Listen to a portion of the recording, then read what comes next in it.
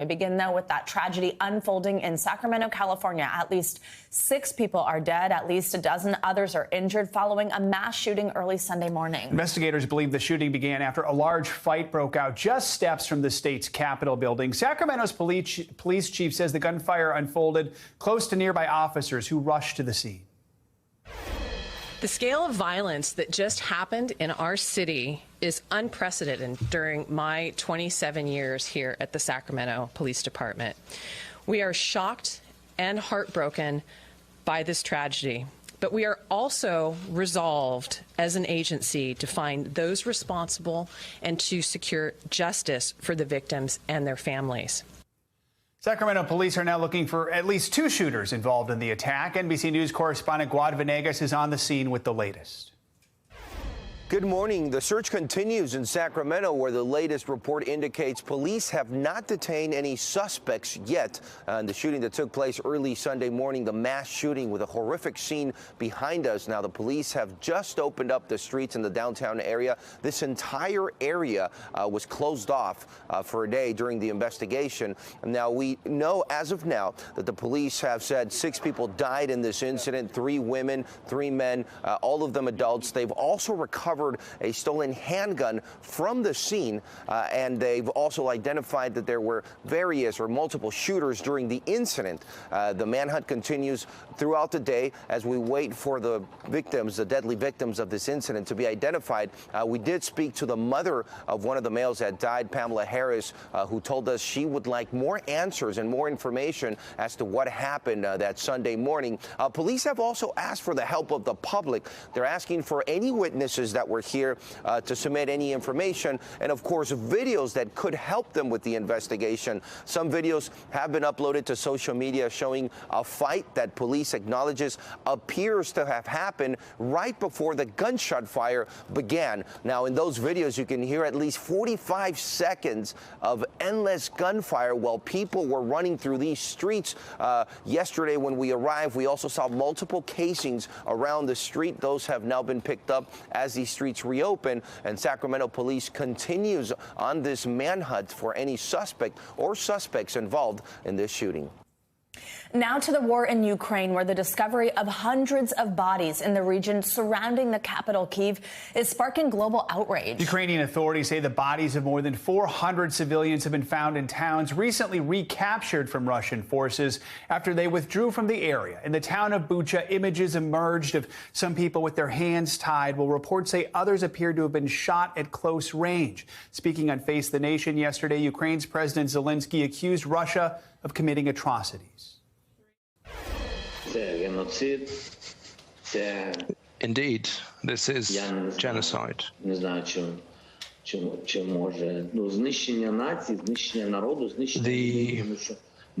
elimination of the whole nation and the people. We are the citizens of Ukraine. We have more than 100 nationalities. This is about the destruction and extermination of all these nationalities.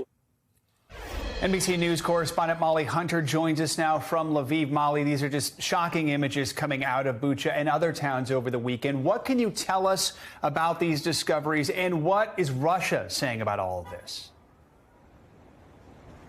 Yeah, Joe, and other towns, I think, are the operative words there. This is not just going to happen in Bucha. This is just where we are seeing it first. So we have been reporting for the last several days that Russian troops have had to retreat, have withdrawn, have had to fall back as Ukrainian troops are pushing out around the capital. Bucha is one of those commuter towns. It's right near Irpin. It's one of those suburbs on the belt around Kyiv.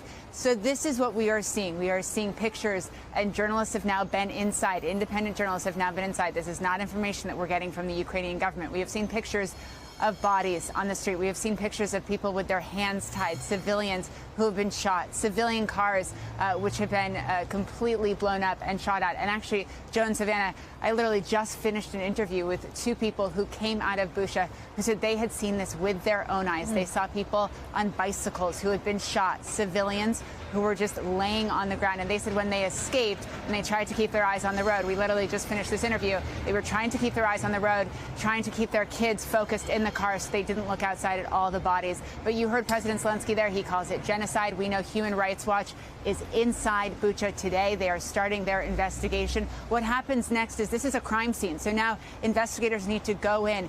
No one can tamper with the bodies. No one can tamper with the evidence, because that's the only way that then investigators can start to prosecute possible war crimes.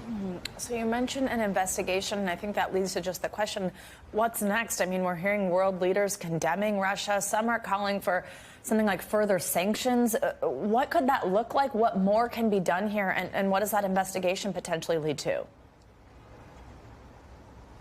Yeah, and Savannah, Joe, I just realized I didn't answer fully your question. Russia is denying this. They are saying that whole scene is staged, which we know is absolutely not true. As far as what's next, we know here in Europe, the EU is urgently discussing sanctions today. We've heard from French President Macron that says they need to target Russia oil and gas much stronger. I think there will be a lot of discussion, as we saw in the first couple rounds of sanctions. How far will Germany go? That's going to be a big question.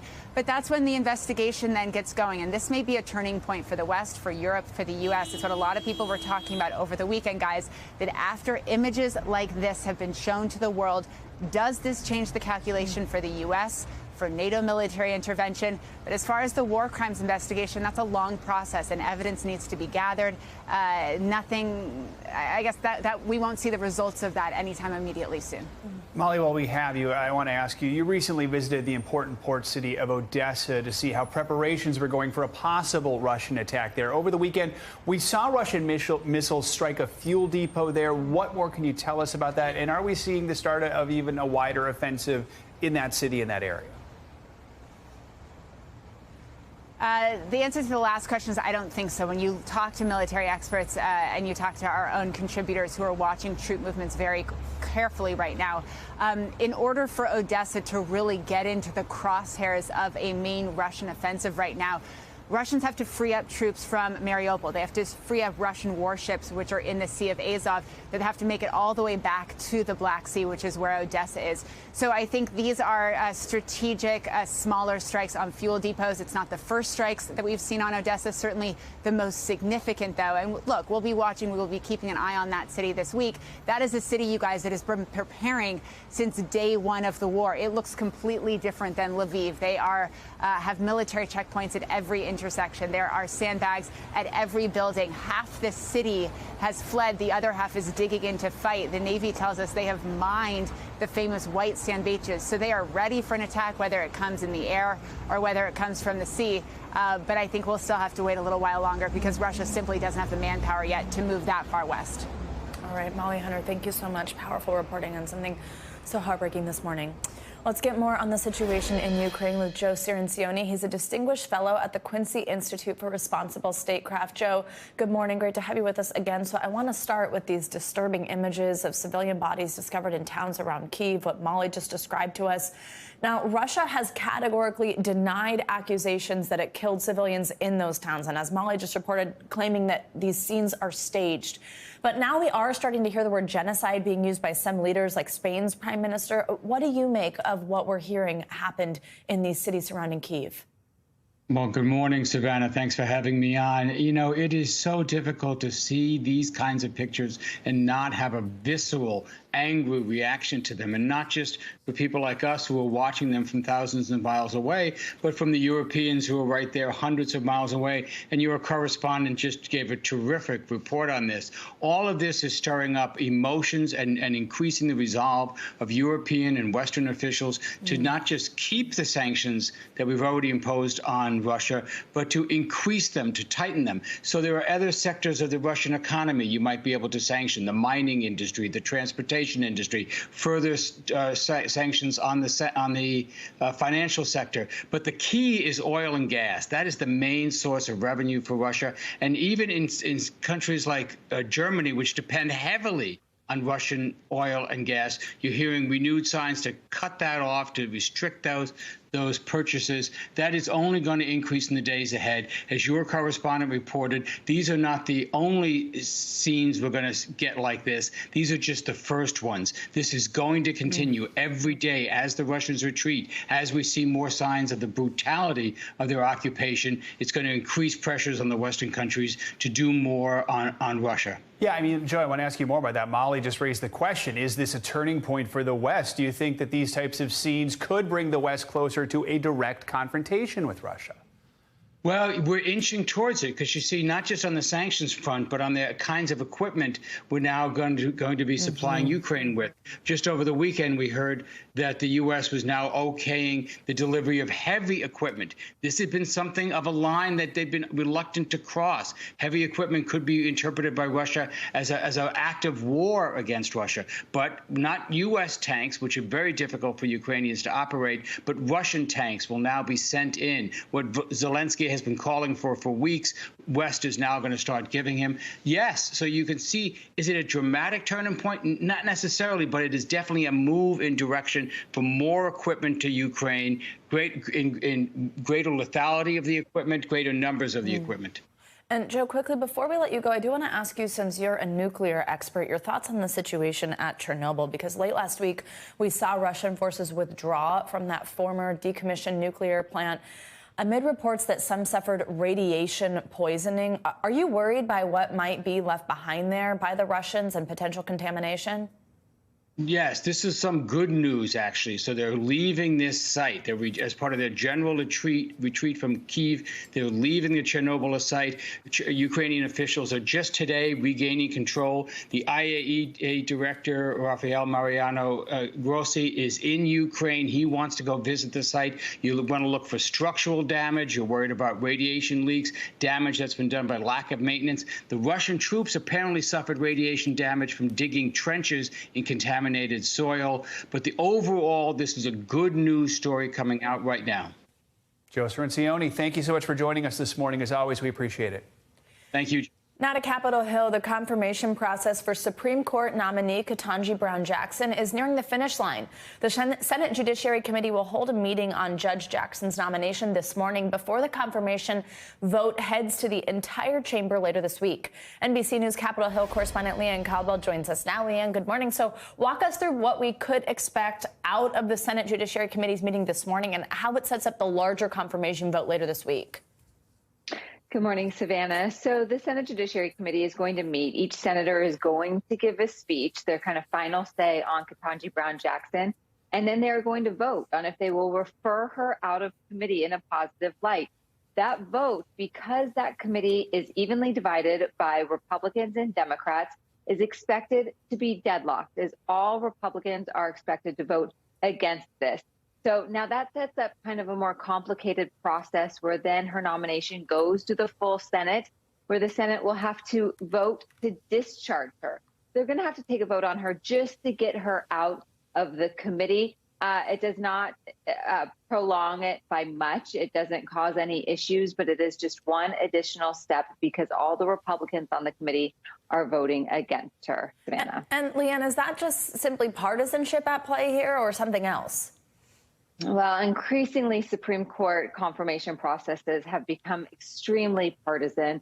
For example, Senator Tom Tillis, the Republican on the committee, who seemed the most likely to perhaps support her, at least getting out of the committee, he put out a statement saying that there is no doubt that she is extremely qualified for this position, but he had some partisan concerns about one of her answers about if she would support adding more Supreme Court justices to the court. And so it is increasingly partisan, and she is going to get no bipartisan support out of this committee today. And Leanne, on that note, though, when this does broaden out, we do know at this point Senator Susan Collins will be voting yes for Judge Jackson. She released a statement on that last week. Do we know if any other GOP senators are leaning towards voting yes, and how important it would be for Democrats to get more Republican votes in favor of Judge Jackson? Yeah, as of now, just Senator Susan Collins. There are a couple more we're watching, including Senator Mitt Romney of Utah and Senator Lisa Murkowski of Alaska. Senator Murkowski has voted for Ketanji Brown Jackson as recently as last year for a position on the lower court. We'll see if she supports her on the Supreme Court. Democrats and the Biden administration want as bipartisan of a vote as possible. But regardless of how bipartisan it is, there is zero doubt that she is going to get confirmed and be able to sit on the Supreme Court in the next term, Savannah. And Leanne, you smartly point out that this has become much more partisan than it ever was in the past, at least the last few confirmations have. What are these GOP senators who are coming out and saying, yes, I'm going to vote for her, saying? Well, the one, Senator Susan Collins, acknowledged that. She said that this process has evolved into not supporting a candidate based on their qualifications, but supporting a candidate or not supporting a candidate based on their ideology or their perceived ideology. And Senator Collins says that this process is broken because of that. You know, you go back 15, 20 years ago and Supreme Court justices would get confirmed, not whether they were appointed by a Republican or a Democratic president, but because they had the qualifications to sit on the court. And that has absolutely changed. But what has also changed is that you now only need 50 votes in order to confirm a Supreme Court nominee. That happened during the Trump administration. And so there's no incentive for members of the other party to vote for the other party's nominee, Savannah. Important context there. Leanne Caldwell, thank you so much. Thanks. For more, let's bring in Kimberly Whaley. She's a law professor at the University of Baltimore. Kimberly, always good to have you with us. So we're going to be witnessing history. Take us through what the confirmation of the first black woman to the Supreme Court means for the country and for the future of the court. Well, of course, over 100 to 15, I believe, Supreme Court justices, only a small handful, 5, I think, are women. And we only have 2 people of color on the court, Clarence Thomas and Justice Sonia Sotomayor. So it is historic because more than 50% of the population are women. And of course, there are many minorities in America. So the Supreme Court weighs in on the Constitution itself. Basically, when they issue a decision, it's like footnoting the Constitution. The Constitution not only binds U.S. citizens, it surprises people, it binds non-citizens or protects non-citizens.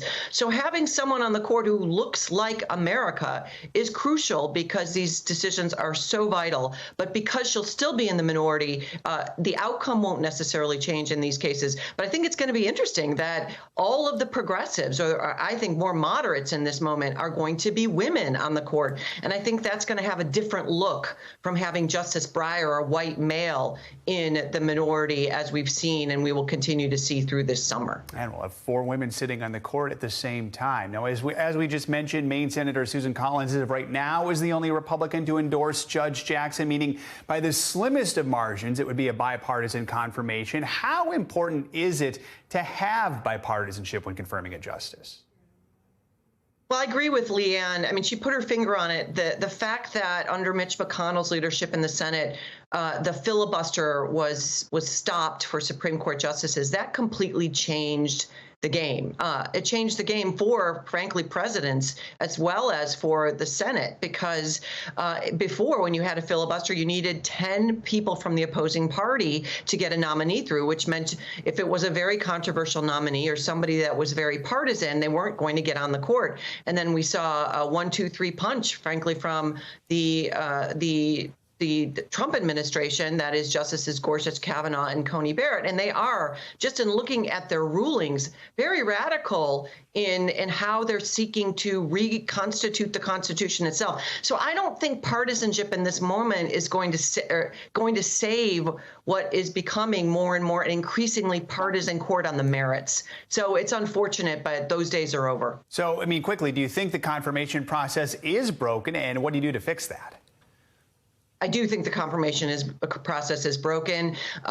Congress could, people are calling it packing the court. I would think the more accurate term would be unpacking the court because, of course, Barack Obama's nominee, Merrick Garland, was stalled. And then again, 3 people put on with no minority support. I think we do need to see more checks and balances on the U.S. Supreme Court. Congress could restrain its jurisdiction. There's lots that Congress could do in terms of passing statutes statutes to basically keep federal judges, including justices on the court, in their Article 3 narrow, constrained power. But just like the court is broken, Congress is broken as well. And what needs to happen really is that Americans vote people in office that are willing to uphold the rule of law and reach across the aisle. That has to happen in November at the ballot box. People have to stop voting just based on red versus blue and start voting based on their own values. And presumably people all value neutrality and fairness in government. And that really has to happen with the people. Kimberly Whaley, thanks so much for joining us. We appreciate it. Let's now get a check on your morning news now. Weather? Bill Cairns joins us. Hey, Bill, good morning. Hey, good Monday morning to you guys. And as I promised, it was a pretty quiet weekend. I don't have any bad weather video to show you or anything like that. So that's good. But yeah, right. But we're in this pattern where it's like all of a sudden we're having pretty nice weekends. And then during the week, we're having these severe weather outbreaks. And this is going to be the third week in a row that we've, rinsed and repeat. Good weekend. And here comes our next storm. It's that little L that's coming into Texas. Doesn't look like much right now, but there's going to be warm, humid air out ahead of it. And there's a little bit of a cold front behind it. And that's all it's going to take to spark severe storms. It's not during the daylight hours so much today. It's going to be more towards sunset. And the storms will form first in areas near Dallas and Waco, Abilene, Wichita Falls. Large hail, definitely a big possibility. Gusty winds. And then we're going to have to watch these storms as they head towards Louisiana and Mississippi overnight. And isolated tornadoes are possible. Nighttime tornadoes are just always scary because you can't, we don't have storm chasers that can see them as much. We don't know if they're there or not with the storms. And of course, when you wake up at night listening to your phone or your tornado siren going off in your town, you can imagine the anxiety that causes. And then into Tuesday, we watch these storms tomorrow continue to push through the south. Once again, isolated tornadoes, maybe even an isolated strong tornado, wind damage and hail. And if that's not enough, we're not done yet, because even on Wednesday, we're still going to watch this area. And the yellow is a slight risk. The orange is the enhanced risk. Does include the Birmingham and Atlanta areas. So Monday, Tuesday, Wednesday, we're tracking the severe weather threat. So for today, daylight hours, we're fine. East Coast looks pretty good. We're cleared out in the Northeast from your rainy day on Sunday. The Midwest will get better as the day goes. Not great, though. Chicago's had some rain this morning. Then we watch Dallas and Oklahoma City tonight. And then tomorrow is when we'll track those strong storms into areas like New Orleans, Birmingham, Mobile, eventually in towards Atlanta. I like nice weekends too, but, it'd be nice if we had a nice stretch, like from weekend to weekend, and then we kind of connect the dots in the middle. Yeah, exactly. Just an entire month that's nice. Can we do that? We could. It's called San Diego. Okay. It's called Why Did I Leave That Back in my bags. Yeah. All right. Thanks, Bill. Thank you, Bill. Thanks for watching our YouTube channel. Follow today's top stories and breaking news by downloading the NBC News app.